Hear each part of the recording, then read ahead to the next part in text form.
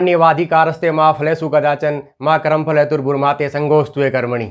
आइए आज का कर्म शुरू करते हैं। आज का हमारा टॉपिक है संघवाद। संघवाद से संदर्भ में परीक्षा में भारत के संविधान में जो संघात्मक व्यवस्था अपनाई गई है वो व्यवस्था कहाँ से हमने प्राप्त की है और इसमें क्या क्या हमने यहाँ से कौन कौन से प्रश्न परीक्षा की दृष्टि से बन सकते हैं, या भारत में जो राज्यों का निर्माण का क्रम रहा है वो क्या रहा है। तो यहाँ से अध्ययन स्टार्ट करते हैं। सबसे पहले तो ये संघवाद भारतीय के संविधान की एक बहुत ही महत्वपूर्ण विशेषता है कि एकात्मक और संघात्मक दो प्रकार के राज्य होते हैं। इन दोनों के अलग अलग प्रकार के करेक्टरिस्टिक्स अपने लक्षण होते हैं जिनकी तो भारत में जो किस प्रकार की संघात्मक व्यवस्था को अपनाया गया है। सबसे पहले भारत में अनुच्छेद 1 से लेकर अनुच्छेद 4 तक, अनुच्छेद 1 से अनुच्छेद 4 तक संघ और राज्य क्षेत्र का उल्लेख किया गया है।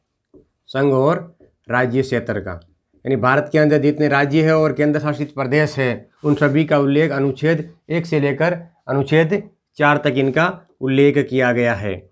इसके अलावा भारत के संविधान में जो भारत का जो नाम है वो इंडिया, जो कि भारत, इस प्रकार से संविधान में नाम लिखा गया है। इंडिया जो कि भारत, अंग्रेजी में बात करें तो इंडिया, दैट इज भारत, इस प्रकार की शब्दावली का प्रयोग किया गया है। तो संविधान के अनुसार ये दो नाम सही है। मूल रूप से भारत के पहले प्राचीन काल में आर्यावर्त कहते हैं, हिंदुस्तान भी कहा जाता है, लेकिन संविधान के अनुसार इंडिया और भारत दो नाम और संविधान के अनुसार ऑथेंटिक और प्रमाणिक माने गए हैं। दूसरा, भारत में जो संघात्मक है राज्य है उसके लिए यूनियन शब्द का प्रयोग किया गया है। Union of state, union of state यानी राज्यों का संघ, राज्यों का संघ, इस शब्दावली का प्रयोग किया गया है। जबकि जो अमेरिका है उसके लिए federation of state, federation of state शब्द का प्रयोग किया गया है। इसका मतलब है कि संघों का राज्य।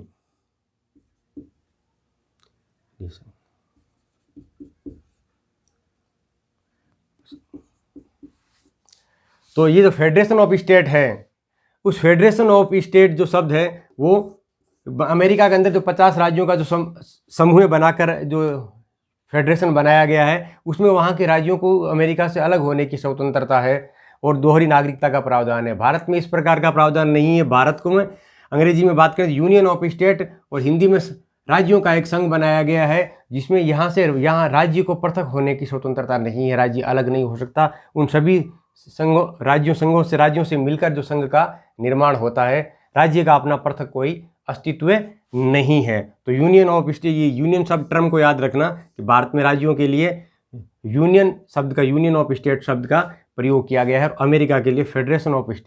तो ये जो व्यवस्था हमने आयातित करी है ये हमने कनाडा के संविधान से ली है। कनाडा भी भारत की तरह एक संघात्मक राज्य है और उनमें ये यूनियन ऑफ स्टेट शब्द का प्रयोग किया गया है। उसके बाद में भारत का जो संविधान का अनुच्छेद 3 है, अनुच्छेद 3 के अनुसार भारत की संसद को ये शक्ति है कि वो किसी भी राज्य का नाम परिवर्तित कर सकती है, किसी की राज्य की सीमा में परिवर्तन कर सकती है, नए राज्य का गठन कर सकती है। तो यानी नए राज्यों के गठन, सीमा परिवर्तन वे नाम परिवर्तन की शक्ति संसद के पास है। अनुच्छेद 3 में इसका उल्लेख किया गया है और उन्हें नया राज्य बनाने के लिए, राज्यों की किसी सीमा में संशोधन करने के लिए संविधान संशोधन की आवश्यकता नहीं है। संविधान संशोधन की आवश्यकता नहीं है। यानी संसद का ये बिल्कुल अपना अधिकार है कि वो नए राज्य का निर्माण कर सकता है, राज्य की सीमाओं में परिवर्तन कर सकती है। इसके लिए किसी प्रकार के संवैधानिक संशोधन की आवश्यकता नहीं है। इसके अलावा भारत ने अब तक राज्यों के नाम या क्षेत्र में परिवर्तन के नाम पर 2 संविधान संशोधन किए हुए। एक तो 9वां संविधान संशोधन और एक 100वां, दोनों आसानी से याद रह जाएंगे आपको, 9वां और 100वां। ये 2 संविधान संशोधन है। ये दोनों संविधान संशोधन राज्यों के संदर्भ में किए गए थे। इसमें एक तो ये था बेरुवाड़ी वाद, 9वां था, ये बेरुवाड़ी से संबंधित था और ये 100वां जात था, ये अभी 2015 में किया गया था। ये बांग्लादेश के साथ एक कुछ एनक्लेव की आदान प्रदान किया गया। दोनों के अंदर भी 9वें में भी बांग्लादेश, उस समय बांग्लादेश का नाम पाकिस्तान था, तो यहाँ हमें पाकिस्तान शब्द का प्रयोग करना है। और यहाँ ये बांग्लादेश, यानी दोनों ही बांग्लादेश की जो बॉर्डर है उस बॉर्डर के आसपास का क्षेत्र है। कुछ एनक्लेव भारत को, एक अंतर्राष्ट्रीय समझौता हुआ था भारत और पाकिस्तान और बांग्लादेश के मध्य, जिसमें कुछ क्षेत्रों को अदला बदली की गई थी। तो इसके लिए संविधान संशोधन की जरूरत क्यों पड़ी, जबकि संसद में संविधान संशोधन की आवश्यकता ही नहीं है। इसमें यह है कि ये यहाँ मुद्दा दूसरे देश, हम कुछ अपना क्षेत्र दूसरे देश को दे रहे थे और दूसरे देश का कुछ क्षेत्र अपने क्षेत्र में ले रहे थे, इसीलिए हमें संविधान संशोधन की आवश्यकता पड़ी। अगर एक राज्य को तोड़कर दूसरे राज्य में मिलाते तब संविधान संशोधन की आवश्यकता नहीं पड़ती है, लेकिन एक हमारा कुछ भाग दूसरे देश को दे रहे हैं, इसके लिए हमें संविधान संशोधन की आवश्यकता पड़ी। 9वां और 100वां ये दो संविधान संशोधन है जो राज्यों से संबंधित है, और ये इसमें इस हेतु संविधान संशोधन की हमें आवश्यकता पड़ी।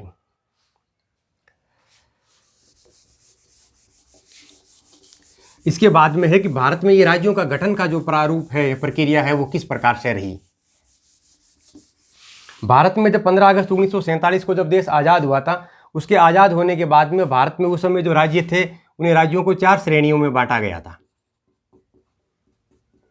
4 श्रेणियों में बांटा गया।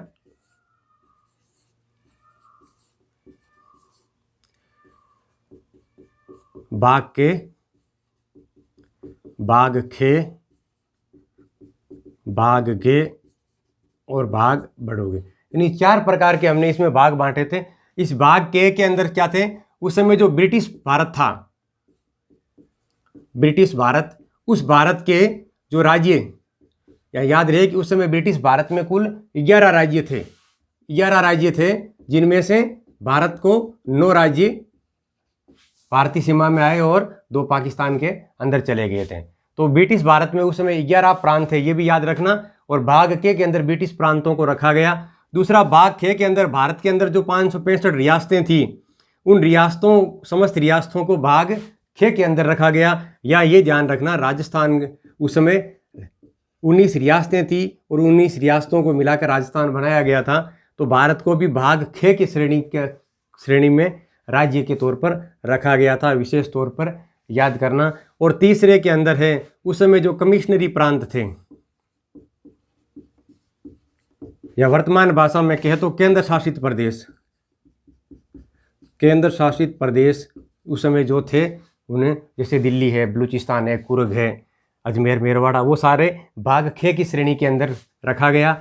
और भाग गे में रखे, और भाग बड़े गे में जितने भी द्वीप समूह थे उन द्वीप समूहों को भाग 4 में रखा गया था। तो ये इस प्रकार से राज्यों का गठन 15 अगस्त 1947 देश आज़ाद होने के बाद में किया गया था।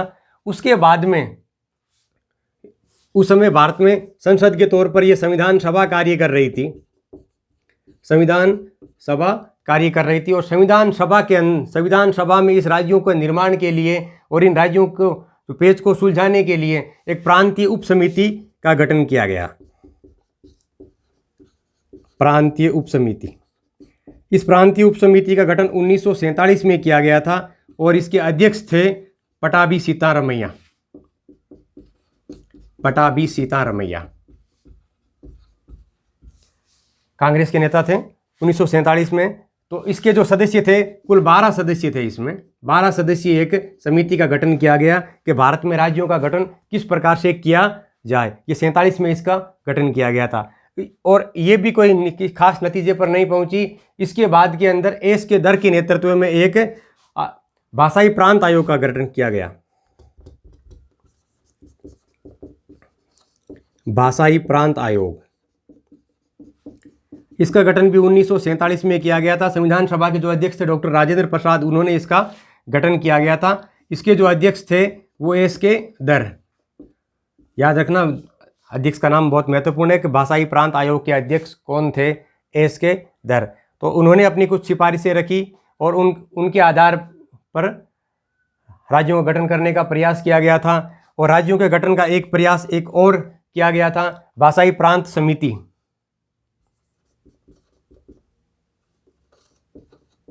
भाषाई प्रांत समिति।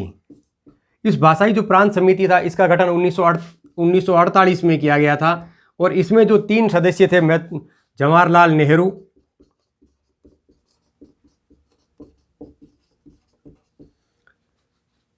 सरदार वल्लभ भाई पटेल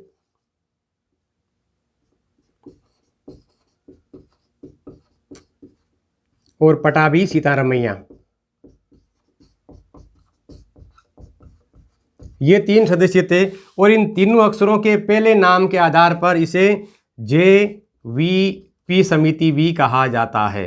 याद रखना, JVP समिति में कौन कौन से सदस्य थे, तीनों नाम याद करने, कंठस्थ करने हैं, नाम से याद रह जाएगा। जैसे जवाहरलाल नेहरू, V से वल्लभ भाई पटेल और P से पटाभी सीतारमैया। ये JVP समिति 1948 में इसका गठन किया गया था। इन्होंने जो अपने सुझाव दिए थे, क्योंकि उस समय भाषा के आधार पर राज्यों के मांग निर्माण करने की जो मांग बड़ी तेजी से उठ रही थी, तो इन्होंने JVP समिति ने भाषा के आधार पर राज्यों का पुनर्गठन करने का विरोध किया था कि भाषा के आधार पर, सिर्फ भाषा को आधार मानकर राज्यों का निर्माण नहीं किया जा सकता। लेकिन इन्होंने आंध्र प्रदेश के निर्माण का समर्थन किया था कि आंध्र प्रदेश जो उस समय हैदराबाद रियासत थी उसका भाग था, तो आंध्र प्रदेश का गठन की इन्होंने सिफारिश करी थी। उसके बाद में आता है आंध्र प्रदेश राज्य का गठन का क्रम है वो किस प्रकार से रहा। तो ये याद रखना, 4 श्रेणियों के राज्य और ये राज्य निर्माण के लिए जो समितियां बनी थी, समितियों के अध्यक्ष कौन थे और इन समितियों में सदस्य कौन कौन थे, इन्हें विशेष तौर पर याद रखना। आंध्र प्रदेश का जो गठन हुआ था उसके गठन की क्या कहानी रही।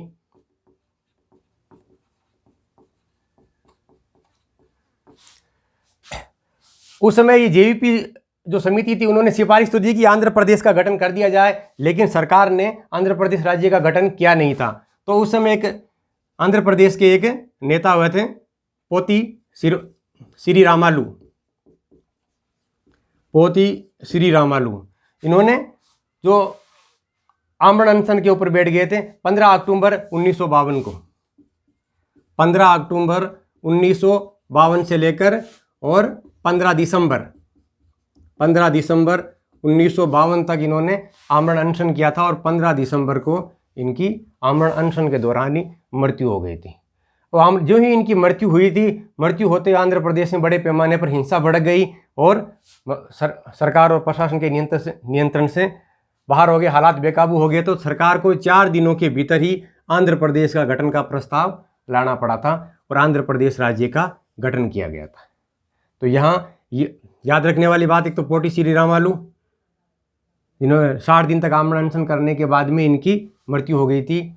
और दूसरा, भाषा के आधार पर पहला राज्य गठित होने वाला कौन सा था, आंध्र प्रदेश।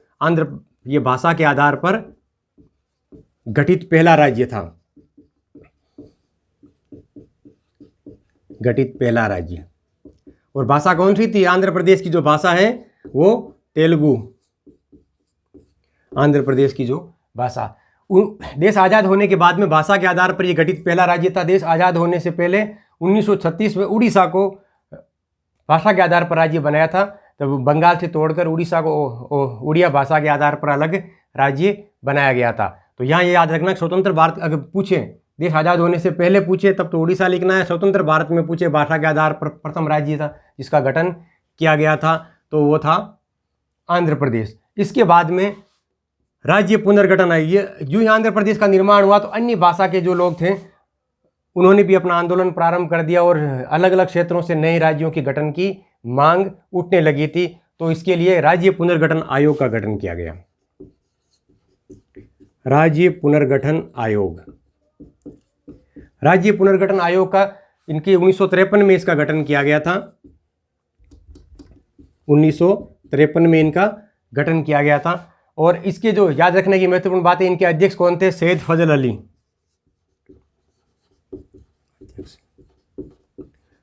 सैयद फजल अली ये उस समय उड़ीसा के राज्यपाल थे, इतना डीप आपको नहीं जाना है। और 2 सदस्य थे इसके, KM पणिकर और हरदीनाथ कुंजरू।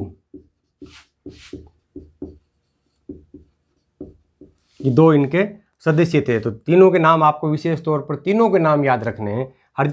सैयद फजल अली इसके अध्यक्ष थे और सदस्य थे के.एम. पणिकर और हरदीनाथ कुंजरू। 1953 में इसका गठन किया गया था और 1955 में इन्होंने अपनी रिपोर्ट सौंपी थी। 1955 में रिपोर्ट सौंपी थी और 1956 में इसके आधार पर राज्य पुनर्गठन अधिनियम लाया गया। राज्य पुनर्गठन अधिनियम संसद के अंदर लाया गया था। ये 1956 में लाया गया था। तो इन्होंने जो ये राज्य पुनर्गठन आयोग था, इन्होंने 16 राज्य और 3 केंद्र शासित प्रदेश बनाने की सिफारिश करी थी। 16 राज्य बनाने की और 3 केंद्र शासित प्रदेश बनाने की सिफारिश की थी। इन सरकार ने इसके आधार पर 14 राज्य बनाए और 7 केंद्र शासित प्रदेश बनाए। 7 केंद्र शासित प्रदेश।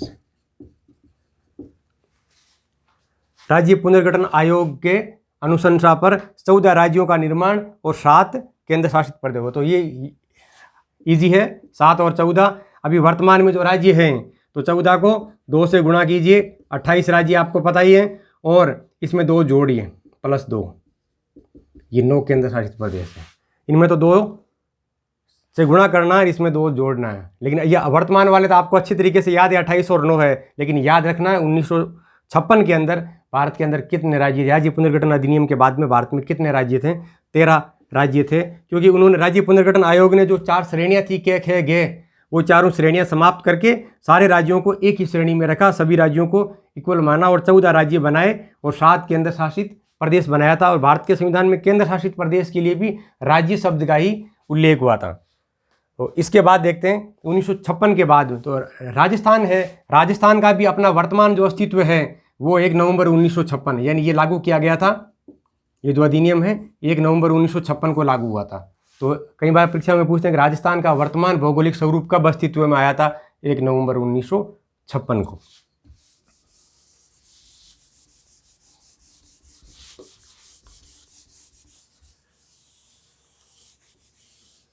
उसके बाद में इन राज्यों की, लेकिन राज्यों की जो निर्माण का जो क्रम था, जो मांग थी, वो बाद में भी शांत नहीं हुई। समय समय पर और अधिक राज्यों के मांग उठती रही। 56 उसके बाद के अंदर आंध्र प्रदेश के बाद में महाराष्ट्र बनाया गया, गुजरात बनाया गया, अलग अलग राज्यों की, और विशेष तौर पर भाषा के क्षेत्र पर यह आधार पर मांग उठती रही। कई बार इन राज्यों का क्रम पूछते हैं कि किस राज्य का निर्माण पहले हुआ था, किसका बाद हुआ। इसके लिए आपको एक छोटी सी ट्रिक बताता हूँ कि आप इन राज्यों के नाम को किस तरीके से याद कर सकते हैं। इनको राज्यों का जो निर्माण का जो क्रम है, आम गुनाही याद रखना,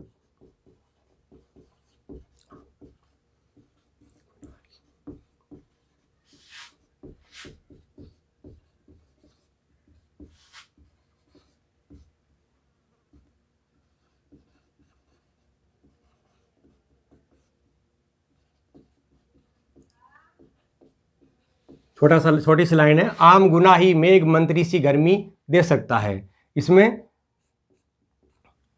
भारत में जो राज्यों का निर्माण हुआ है, उन राज्यों के निर्माण का जो क्रम है, सबसे पहले मैंने आपको अभी बताया, सबसे पहले आंध्र प्रदेश का गठन हुआ था भाषा के आधार पर। 1953 में इसका गठन हुआ था।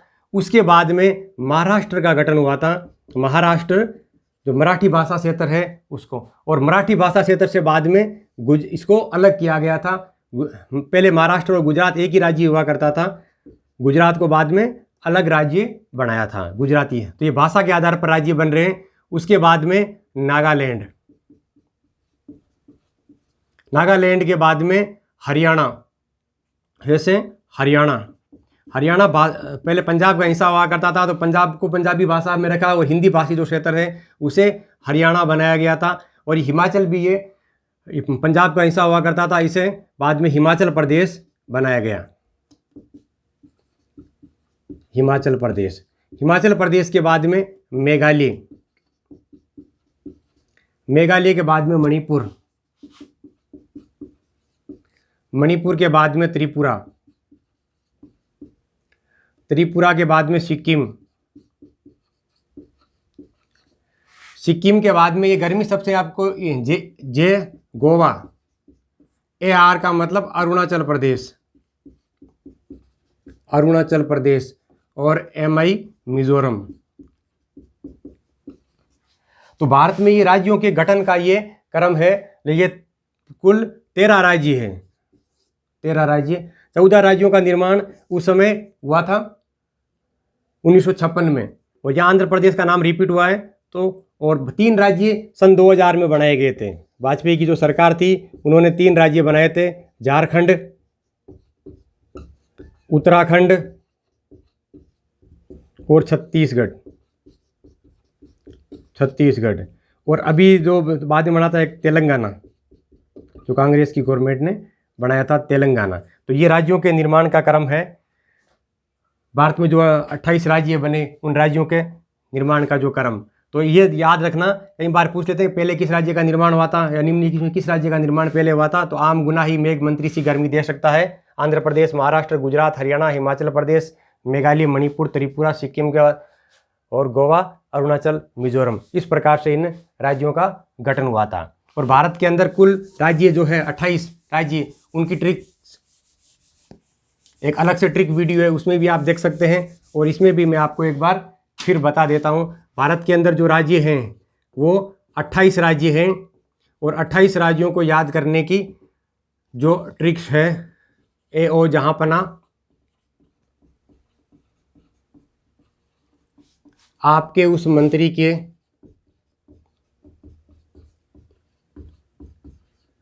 के गुजरात में 6 भागों में उत्तम आम है, 6 भागों में उत्तम आम है। यहाँ प्रत्येक जो अक्षर है वो एक नाम का, अरुणाचल प्रदेश, ओडिशा, झारखंड, हरियाणा, पंजाब, नागालैंड, आंध्र प्रदेश, पंजाब, केरल, ऐसे करके ये पूरे के पूरे 28 राज्यों के नाम है। और केंद्र शासित प्रदेश को याद करने की जो ट्रिक है, केंद्र शासित प्रदेश, भारत के अंदर 9 केंद्र शासित प्रदेश है। इसको याद रखने की जो ट्रिक है वो ट्रिक ये है कि चल जल्दी दे दो आप। चंडीगढ़, लक्षद्वीप, जम्मू कश्मीर, लद्दाख, दिल्ली, दमन दीव, दादरा एवं नगर हवेली, अंडमान निकोबार और पुदुचेरी। तो इस प्रकार ये 28 राज्यों और ये 9 केंद्र शासित प्रदेश का नाम इस तरीके से आपको याद रखना है। तो भारत में जो संघात्मक व्यवस्था है, इस संघात्मक व्यवस्था के कौन कौन से लक्षण विद्यमान है जिसकी वजह से कह सकते हैं कि भारत के अंदर संघवाद है। पहली है कि भारत के अंदर संविधान की सर्वोच्चता है, राज्य और केंद्र दोनों से ऊपर संविधान को सर्वोच्च माना गया है। दूसरा है द्वैध राज पद्धति। द्वैध राज पद्धति का मतलब है केंद्र की अलग सरकार होगी और राज्य की अलग सरकारें, 2 प्रकार की सरकारें अस्तित्व में रहती हैं और दोनों के क्षेत्र विषय अलग अलग बांटे हुए हैं। तीसरा है लिखित संविधान। लिखित संविधान कोई भी सरकार एक दूसरे क्षेत्र का अतिक्रमण नहीं कर सकती। तो संविधान में जो लिखा हुआ है वो सर्वोपरि है। शक्तियों का स्पष्ट विभाजन किया गया है। शक्तियों की जो संघ सूची, राज्य सूची और समवर्ती सूची, 3 प्रकार की सूचियां बनाकर शक्तियों का स्पष्ट विभाजन कर दिया गया। संघ सूची में 100 विषय हैं, राज्य सूची में 61 विषय है, समवर्ती सूची में 52 विषय। याद रखना, 0 1 2 याद रखने का सीधा फंडा है। 0 1 2 काउंटिंग चल रही है सीधे सीधे। संघ सूची में सर्वाधिक 100 विषय है, राज्य सूची में 61 विषय है और समवर्ती सूची में 52 विषय है। और कठोर संविधान, जो संविधान है वो कठोर संविधान है, इतना लचीला नहीं है कि संघ उसे अपने पक्ष में घुमा सके। स्वतंत्र न्यायपालिका की व्यवस्था, स्वतंत्र और इखरी न्यायपालिका की व्यवस्था, ये संघवाद की विशेषता है। द्विसदनात्मक व्यवस्था, यानी लोकसभा और राज्यसभा 2 सदन है और दोनों सदनों में द्वितीय सदन के अंदर राज्यसभा में प्रत्येक राज्य का प्रतिनिधित्व रहता है। तो ये जो व्यवस्था है संघात्मक शासन व्यवस्था की विशेषता है, इन्हें याद रखना। कई बार ऑप्शन में पूछते हैं निम्न में से कौन सी संघात्मक राज व्यवस्था की विशेषता नहीं है, तो इस प्रकार से प्रश्न आने की संभावना रहती है। इसके उलट एकात्मक लक्षण होते हैं। अब देखते हैं कि संघवाद से संबंधित महत्वपूर्ण कथन कौन कौन से हैं। कई बार ये पतन परीक्षाओं में पूछे जाते हैं कि भारतीय संघ को अर्धसंघात्मक किसने कहा था। तो केसी वैयर ने भारतीय संघीय व्यवस्था को अर्धसंघात्मक कहा था और अल्पसंघीय भी कहा था। तो सबसे अधिक बार पर यहाँ से प्रश्न पूछा गया है कि भारतीय संघ को अर्धसंघात्मक किसने कहा, केसी वैयर ने। मॉरिस जोन्स ने इसे सौदेबाजी का संघ कहा गया। एम.बी. पायली ने भारत का संविधान का ढांचा संघात्मक है किंतु उनकी आत्मा एकात्मक है, एम.बी. पायली ने कहा था। के संथानम ने इसे परमोच्च संघवाद कहा या परमोच्च संघ कहा था भारतीय संघवाद को। ग्रेनुल ऑस्टिन ने सहकारी संघवाद का विशेष तौर पर याद रखना, ग्रेनुल ऑस्टिन ने सहकारी संघवाद कहा था भारतीय संविधान को। पॉल एपिलबी ने अत्यंत संघीय या अन्यत्र संघीय कहा था। आइवर जेनिंग्स ने केंद्रीकरण की प्रवृत्ति को मजबूत करने वाला संघ कहा था। ये सारे कथन स्क्रीनशॉट लेकर लिखकर अच्छे तरीके से याद करना, यहाँ से कई बार प्रश्न पूछे गए हैं। तो आज का हमारा टॉपिक इतना ही। धन्यवाद।